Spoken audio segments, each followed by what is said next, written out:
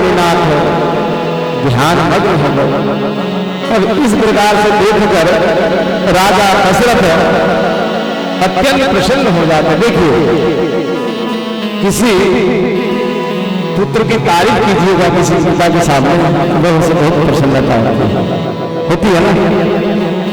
पुत्र की अगर तारीफ पिता के सामने कीजिएगा, पिता प्रसन्न हो जाएगा, बहुत प्रसन्न होगा। क्योंकि गुणवान अगर पुत्र है तभी तो तारीफ कर रहे थे, मूर्खों को तारीफ कर रहा है। अच्छे संस्कार वाले होंगे पुत्र संतान, हर कोई तारीफ करेगा, समाज, पूरा समाज उसकी तारीफ करता है। और एक कोई नालायक अगर हो जाए तो पूरा माहौल गड़बड़ा जाता है उसके परिवार के लिए।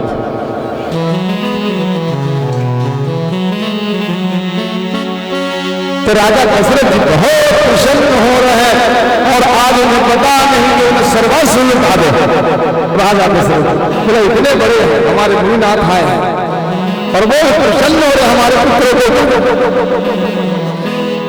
बोलते हैं कि वो असुरा समूह सतावाई मोही।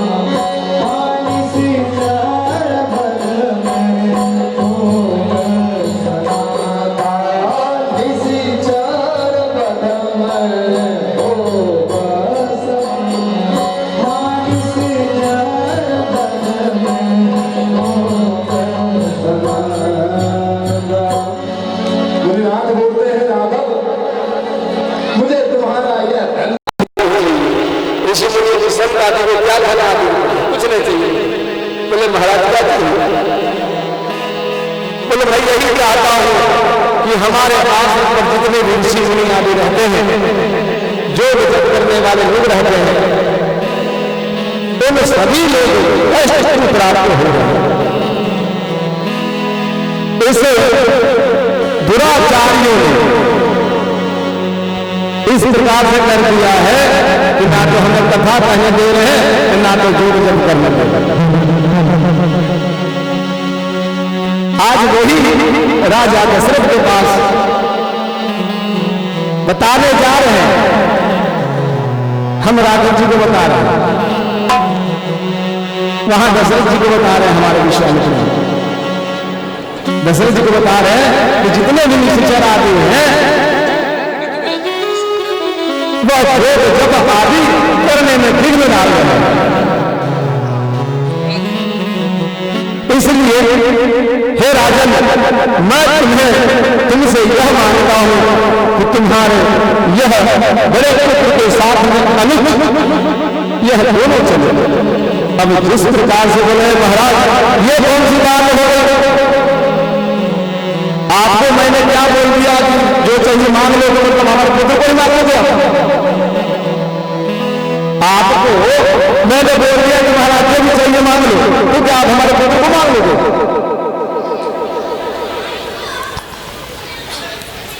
अब देखिए, कहा गया है कि जो हमारे पुत्र होता है, भाई कैसा भी हो, जैसा भी पुत्र पुत्र हो, पुत्र पुत्र होते हैं। माता सुनी तो माता, तो माता माता तो माता कभी नहीं हो सकती। इसलिए यहां मुनिनाथ हाथ जोड़कर मुनिनाथ के चरणों पर पकड़कर बोलते हैं राघव को,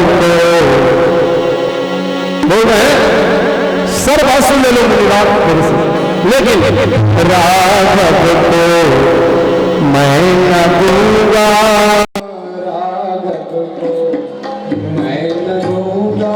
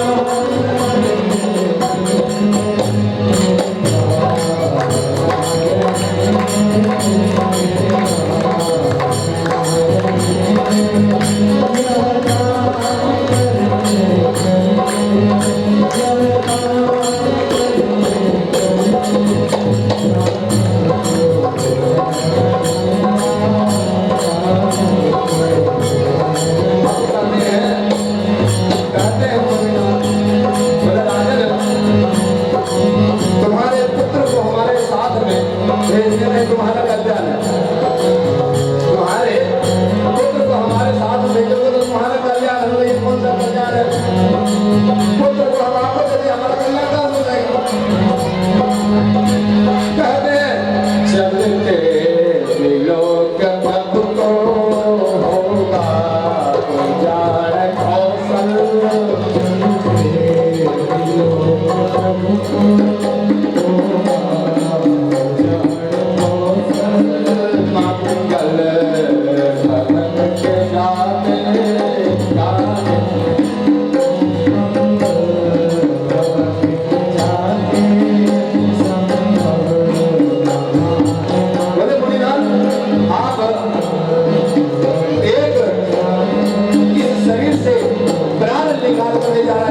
इस शरीर का फिर क्या काम?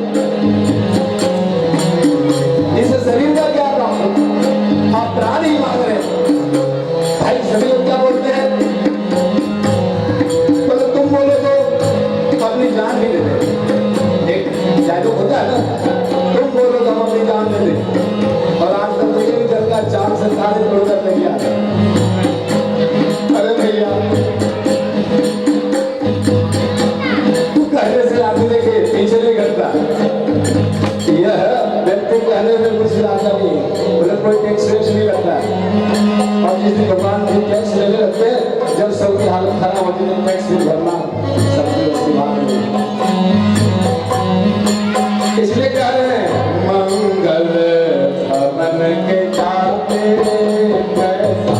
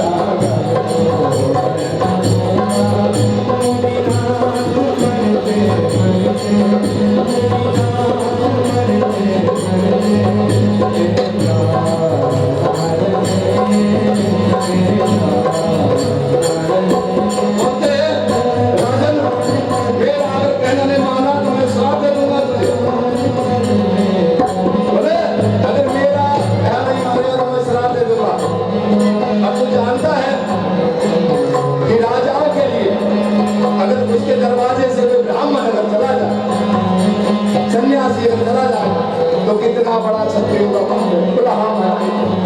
फिर कहने राजा दशरथ कहने हो प्रसन्न मुनिवर हो प्रसन्न मुनिवर जय राज को ससारे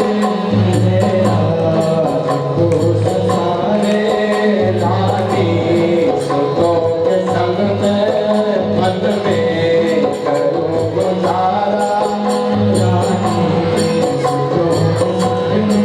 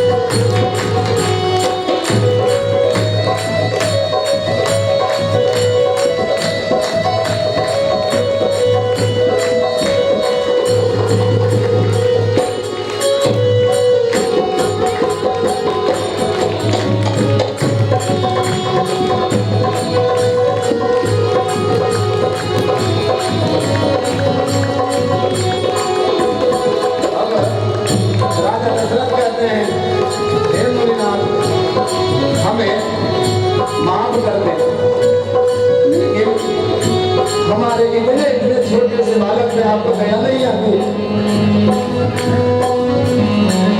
छोटे छोटे बालकों में आपको दया नहीं आती। थोड़ा क्योंकि कहते हैं शब्द को महान होते, इसलिए कह रहे लड़के है राम लक्ष्मण, लड़के राम लक्ष्मण, लड़के राम लक्ष्मण, लड़के राम लक्ष्मण, कैसे करे लड़ाई, कैसे करे लड़ाई, गिरधर प्रभु को देते, गिरधर प्रभु को देते, मनता नहीं गुसाई, मनता गुसाई, मनता गुसाई, मनता गुसाई, कहियो बड़े चरण में, कहियो बड़े चरण में, कहियो बड़े चरण में, गंगनी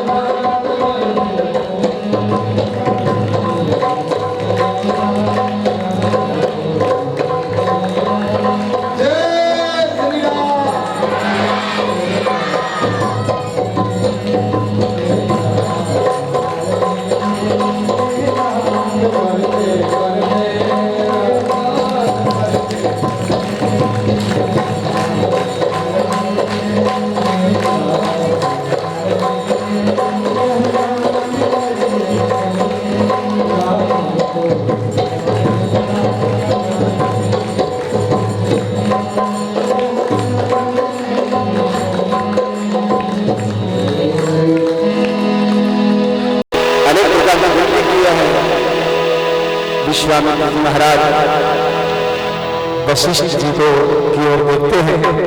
वशिष्ठ जी समझाते हैं राजा दशरथ अपने श्री राघव जी को और लक्ष्मण जी को मुनिनाथ के पास लेकर आए। कहते हैं कि हे मुनिनाथ, यह मेरे दोनों प्राण हैं, यह मेरे पुत्र नहीं मेरे प्राण हैं, और यह मैं आपको दे रहा हूं। इसलिए तो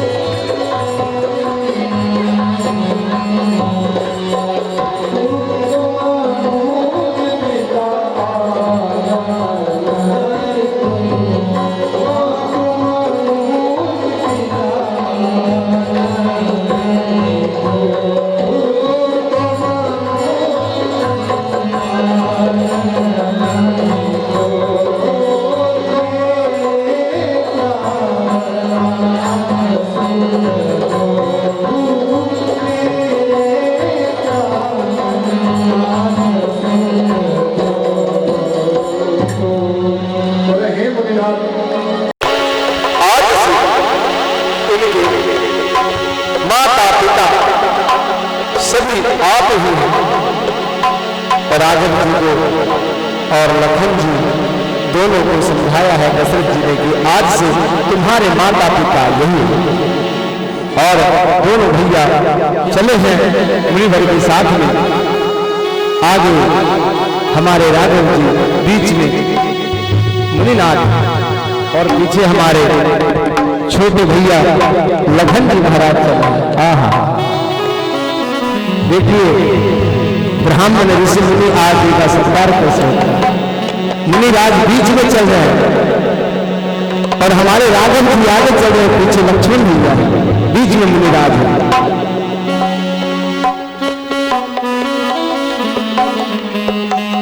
और यहाँ पे खिचड़ी बनने लग गया, तो भागा से जाकर भाग जाएगा, खिचड़ी बन रहा है, प्रसाद। अरे भैया, जो अमृत मिल रहा है उसे सबक भूल रहा है, अमृत सबक भूल रहा है, और प्रसाद बचने लगे तो पूरा भर भर के ले जाएगा, दूसरी बार मिलना ही नहीं। अरे वो खाओगे तो निकल जाएगा, लेकिन यह जो अमृत खाओगे वह निकलने वाला नहीं। इसलिए यहां मुनिनाथ आनंदित होकर स्वतंत्र चल रहे हैं, लेकिन मेरे राघव जी मेरे साथ हैं, राघव जी हमारे साथ हैं, तो फिर डरने की क्या बात है। इतने में तारकगंज पहुंच जाते हैं, और उन लोगों की आपस की बात तारक सोने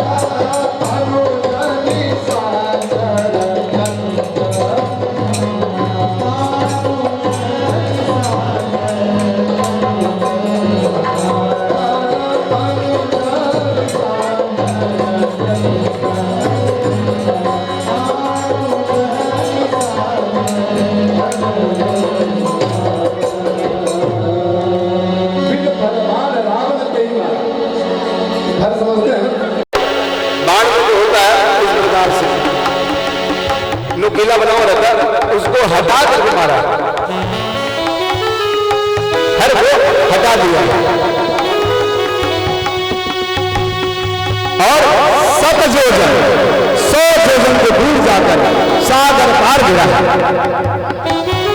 क्यों? उसको क्यों छोड़ते हैं प्रभु? उसे क्यों छोड़ते हैं? क्योंकि अभी बहुत लीला करना है। अभी अगर मारे तो अभी मार दिए तो सभी लीला खत्म, आगे की लीला मारिच को अभी बहुत कुछ करना है। वही तो पहुंचाएगा रावण तक जिसके लिए प्रभु लीन मनुज जो अवतार। तो इसलिए उसको जान से नहीं मारा। देखिए भगवान यहाँ यह दर्शाना चाहते हैं कि तुम पापियों को एक बार समझा दो, पापियों को एक बार पहले मौका दो, और नहीं तो फिर तुम उसके बाद दूसरे मौका। इसलिए सुबाहों का प्रभु ने उद्धार किया है, और अनुजिया ने, हमारे लखन भैया ने जितने भी उनके राक्षस बने उनका संहार किया है। सभी मुनिराज आदि प्रसन्न हो रहे हैं, प्रसन्न होकर सभी यज्ञ आदि कर रहे हैं। अब कुछ समय प्रभु ने मुनिराज जी के यहाँ आश्रम में बिताया है, और कुछ समय बाद मुनिवर सोचते हैं कि अब वह समय आ गया है, हम जिस के लिए, जिस कार्य को लेकर के हम अपने प्रभु को हमारे पास लेकर आए, वहां से हमारे देखिए ब्राह्मण देवता आदि साधु संत आदि अपने जजमानों को ध्यान रखते हैं, रखते नहीं रखते हैं। आप लोग बोलते हैं कि बाबा हमारे बच्चे के साथ गया है, पंडित जी बेचारे कितने जगह बात चलाते हैं, जितने जगह बेचारे बात चलाते हैं, कोशिश करते हैं कि परसों की जगह आज हमारे जजमान के साथ बढ़िया से लड्डू तो बनेगा, लड्डू बनेगा तो सबने बटेगा। ब्राह्मण सभी देवता सभी का कल्याण करते हैं, शादी किया होगा तो सभी को लड्डू खाने को मिलेगा, ये खाली ब्राह्मण देवता खा लेगा, सभी जाएंगे। इसलिए मुनिराज सोच रहे हैं कि हम प्रभु को जिस कार्य के लिए लेकर आए हैं, अब उस कार्य को लेकर चलते हैं रास्ते में।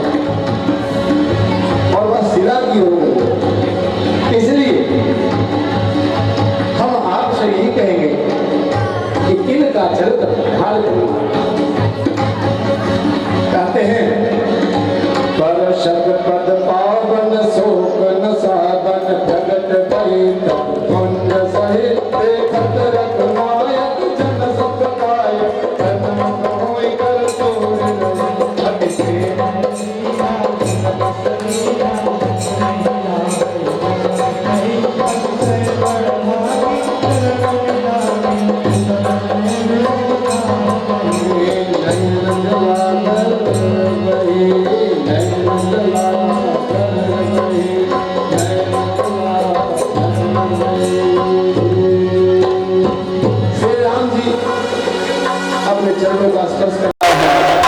अहिल्या जी अपने नित्य स्वरूप में प्रकट हुई है। अहिल्या जी ने राघव जी का मनुष्य में चरण पकड़ करके विनती किया है प्रभु से, कहते हैं